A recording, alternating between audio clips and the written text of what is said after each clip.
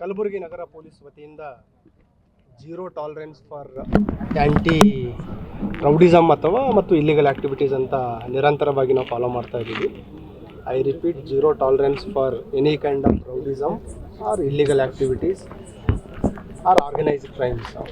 ಆ ಒಂದು ಹಿನ್ನೆಲೆಯಲ್ಲಿ ನಿರಂತರವಾಗಿ ರೌಡಿ ಚಟುವಟಿಕೆಗಳ ಮೇಲೆ, ರೌಡಿಗಳ ಮೇಲೆ ಒಂದು ನಿಗಾ ಇಟ್ಟಿದ್ದೀವಿ. ಅದು ಇನ್ನಷ್ಟು ಪರಿಣಾಮಕಾರಿಯಾಗಿ ಮಾಡಲಿಕ್ಕೋಸ್ಕರ ಪೊಲೀಸ್ ಸ್ಟೇಷನ್ ಮಟ್ಟದಲ್ಲಿ ಆ್ಯಂಟಿ ರೌಡಿ ಸ್ಕ್ವಾಡ್ ಅಂತ ಫಾರ್ಮ್ ಮಾಡಿದ್ದೀವಿ. ಪ್ರತಿ ಸ್ಟೇಷನಲ್ಲಿ ಇನ್ಸ್ಪೆಕ್ಟ್ರು ಮತ್ತು ಅವರಿಗೆ ಅಸಿಸ್ಟ್ ಮಾಡಲಿಕ್ಕೆ 5 ರಿಂದ 6 ಜನ ಸಿಬ್ಬಂದಿ ಇರ್ತಾರೆ. ಸೊ ಈಗಾಗಲೇ ನಾವು ಎಲ್ಲ ಸ್ಟೇಷನ್ ಲೆವೆಲಲ್ಲಿ ರೌಡಿ ಪರೇಡನ್ನು ಮಾಡಿದ್ದೀವಿ ಮತ್ತು ಅವ್ರ ರೌಡಿಗಳ ಏನು ಒಂದು ಡಾಸಿಯರ್ ಇದೆ, ರೆಕಾರ್ಡ್ಸ್ ಇದೆ, ಅದನ್ನು ಅಪ್ಡೇಟ್ ಮಾಡ್ತಾ ಇದ್ದೀವಿ. ಯಾರು ರೌಡಿಗಳು ಕೋರ್ಟಿಗೆ ಅಟೆಂಡ್ ಆಗ್ತಾ ಇಲ್ಲ, ಯಾರ ಮೇಲೆ ಪೆಂಡಿಂಗ್ ವಾರಂಟ್ಸ್ ಇದೆ ಮತ್ತು ಯಾರು ರಿಪೀಟಾಗಿ ಇತ್ತೀಚೆಗೆ ಭಾಗವಹಿಸಿದ್ದಾರೆ ಅವ್ರ ಮೇಲೆ ಪರಿಣಾಮಕಾರಿಯಾಗಿ ಒಂದು ಕ್ರಮ ಕೈಗೊಳ್ಳಲಿಕ್ಕೆ ಐಡೆಂಟಿಫೈ ಮಾಡಿದ್ದೀವಿ. ಯಾರು ಗಡೀಪಾರಿಗೆ ಫಿಟ್ಟಿದ್ದಾರೆ, ಯಾರು ಗುಂಡಾ ಆ್ಯಕ್ಟಲ್ಲಿ ಫಿಟ್ಟಿದ್ದಾರೆ ಮತ್ತು ಯಾರು ಕೋಕಾ ಕಾಯ್ದೆಯಡಿ ನಾವು ಪ್ರಕರಣ ದಾಖಲಿಸ್ಕೊಳ್ಳಿಕ್ಕೆ ಎಲಿಜಿಬಲ್ ಇದ್ದಾರೆ ಅಂತ ನಾವು ಪರಿಶೀಲನೆ ಮಾಡ್ತಾ ಇದ್ದೀವಿ.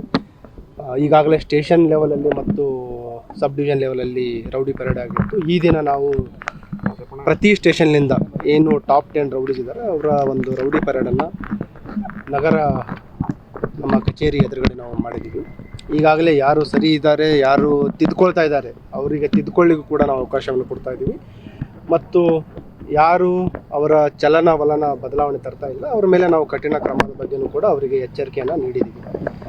ಈ ವರ್ಷ ಅಥವಾ ಕಳೆದ ಕೆಲವು 2 ವರ್ಷಗಳಿಂದ ಈಗಾಗಲೇ 7 ಜನ ರೂಢಿಗತ ರೌಡಿ ಶೀಟರ್ಸ್ಗಳನ್ನು ನಾವು ಗೂಂಡಾ ಕಾಯ್ದೆ ಅಡಿಯಲ್ಲಿ ಬಂಧನ ಮಾಡಿದ್ದೀವಿ. ಸುಮಾರು 21 ರೌಡಿ ಶೀಟರ್ಸ್ಗಳನ್ನು ನಾವು ಗಡೀಪಾರು ಮಾಡಿದ್ದೀವಿ ಮತ್ತು ಇತ್ತೀಚೆಗೆ ಕಲಬುರಗಿ ನಗರದಲ್ಲಿ ಪ್ರಥಮ ಬಾರಿಗೆ ಈ ಮಾದಕ ವಸ್ತುಗಳ ಏನು ಸರಬರಾಜು ಮಾಡ್ತಾಯಿದ್ದಾರೆ ರೂಢಿಗತವಾಗಿ ಅಂಥ ಆರೋಪಿಯನ್ನು ಕೂಡ ನಾವು ಈಗಾಗಲೇ ಫಸ್ಟ್ ಡಿಟೆನ್ಷನ್ ಅಂದರೆ ಪಿಟ್ ಆ್ಯಂಡ್ DPS ಏನು ಸ್ಪೆಷಲ್ ಕಾಯ್ದೆ ಅದನ್ನು ಮಾಡ್ತಾಯಿದ್ದೀವಿ. ಮತ್ತು ಯಾರು ರೂಢಿಗತವಾಗಿ ಸಾರ್ವಜನಿಕರಿಗೆ ಹೆದರಿಸಿ ದರೋಡೆ ಮಾಡ್ತಾಯಿದ್ರು ಅವ್ರ ಮೇಲೂ ಕೂಡ first time city police commissionerate form ಆದಾಗಿಂದ ಒಂದು ಕೋಕಾ ಅಡಿಯಲ್ಲಿ ಕೂಡ 4 ಜನ ಆರೋಪಿಗಳನ್ನು ನಾವು ಬಂಧನ ಮಾಡಿದ್ದೀವಿ. ಈ ಚಟುವಟಿಕೆ ಏನು ನಮ್ಮದು ಕಾರ್ಯ ಇದೆ ಇದು ಮುಂದಿನ ದಿನಗಳಲ್ಲಿಯೂ ಕೂಡ ಇನ್ನಷ್ಟು ಪರಿಣಾಮಕಾರಿಯಾಗಿ ಆಗುತ್ತೆ ಮತ್ತು ಅಧಿಕಾರಿ ಸಿಬ್ಬಂದಿಯವರಿಗೆ ನಾವು ಸೂಚನೆಯನ್ನು ನೀಡಿದ್ದೀವಿ.